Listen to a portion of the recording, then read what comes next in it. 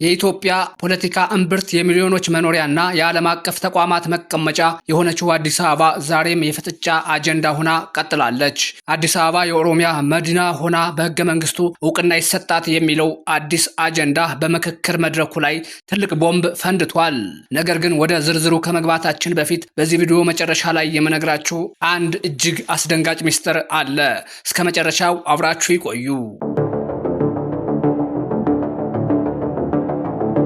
ለ500 ተመካካሪዎች ቃለ ጉባኤ ለማቅረብ የተመረጡት 30 ተወካዮች በአዲስ አበባ ጉዳይ ላይ ከስምምነት መድረስ አልቻሉም። ጉዳዩ እንዲህ ነው። የኦሮሚያ ፖለቲከኞች አዲስ አበባ የኦሮሚያ መዲና መሆኗ በሕገ መንግስቱ በግልጽ ይቀመጥ የሚል አጀንዳ ይዘው ቀረቡ።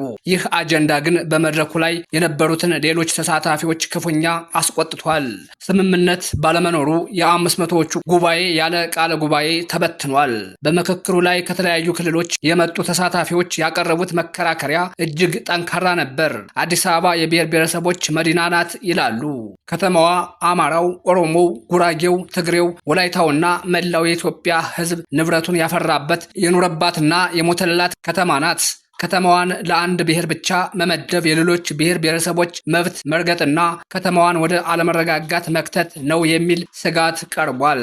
ከተማዋ የሁላችንም ሆና ሳለ ለአንድ ብሔር ብቻ ባለቤትነት መስጠት የታሪክ ስህተት ነው የሚሉ ድምጾች በርትተዋል።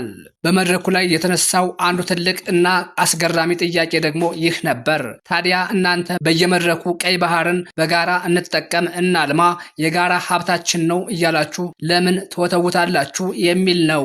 የኢትዮጵያ ፖለቲከኞች ቀይ ባህር ለሁላችንም ያስፈልገናል፣ በጋራ ልንጠቀምበት ይገባል ብለው ሲከራከሩ ውለው አዲስ አበባ ላይ ሲመጡ ግን የኔ ብቻ ናት ማለታቸው ትልቅ የሎጂክ ግጭት ፈጥሯል። ከሀገር ውጭ ያለን ባህር በጋራ እናልማ ብሎ በሀገር ውስጥ ያለችን ከተማ የኔ ብቻ ናት ማለት ምን አይነት ፖለቲካ ነው የሚለው ጥያቄ አጀንዳ አቅራቢዎቹን ክፉኛ አጣብቋቸዋል። ፍጥጫው በዚህ ብቻ አላበቃም። ተሳታፊዎቹ የቀጠሉት መከራከሪያ ታዲያ ይህ ከሆነ አባይ ግድብም የቤንሻንጉል ጉምዝ ክልል ንብረት ብቻ ነው ሊባል ነው የሚል ነበር። ግድቡ የተገነባው በመላው የኢትዮጵያ ሕዝብ ሀብት ቢሆንም የሚገኘው ግን በቤንሻንጉል ጉምዝ ክልል ነው። ከተማው የሚገኝበት ክልል ብቻ ባለቤት ከሆነ ግድቡም የሚገኝበት ክልል ብቻ ባለቤት መሆን አለበት ልትሉ ነው የሚለው ንጽጽር የመድረኩን ትኩሳት ከፍ አድርጎታል። ይህ አካሄድ ሀገርን ወደ ብጥብጥና ወደ ክፍፍል እንደሚወስድ ተሳታፊዎቹ በስጋት ገልጸዋል። የኦሮሚያ ፖለቲከኞች ጥያቄ እውቅና ይሰጠን የሚል ቢሆንም ተቃዋሚዎቹ ግን ጥያቄው ከእውቅና በላይ የከተማዋን ነዋሪ መብት የሚጋፋ ነው ይላሉ።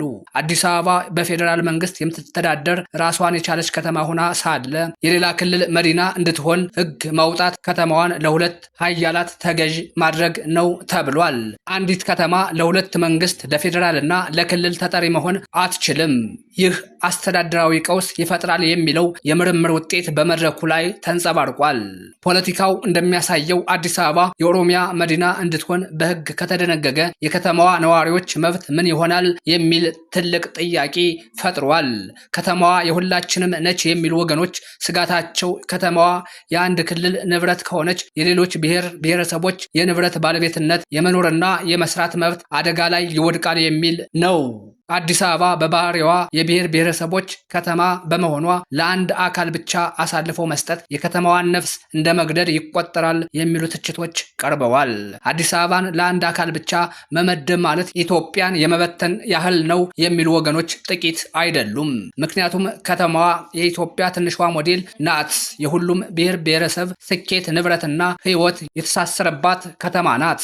ባህርን በጋራ ልማት ስም የምንጠይቅ ከሆነ ከተማዋን በጋራ ባለቤትነት ስም ልንጠይቅ ይገባል የሚለው ሐሳብ በሰፊው ተቀባይነት እያገኘ ነው። ይህ የሎጂክ ግጭት የፖለቲካው ፊት እና ጀርባ ቁልጭ አድርጎ አሳይቷል እየተባለ ይገኛል። እንግዲህ በመግቢያ ላይ እንደነገርኳችሁ አሁን ያ ሚስጥራዊ መረጃ የሚነገርበት ሰዓት ላይ ደርሰናል። አጀንዳው ለጊዜው ያለ ስምምነት ተበተነ ቢባልም ከጀርባ ግን አጀንዳውን በሕገ መንግስት ማሻሻያ ውስጥ በግዴታ ለማካተት የሚደረግ የፖለቲካ ግፊት መኖሩን ምንጮች ይጠቁማሉ።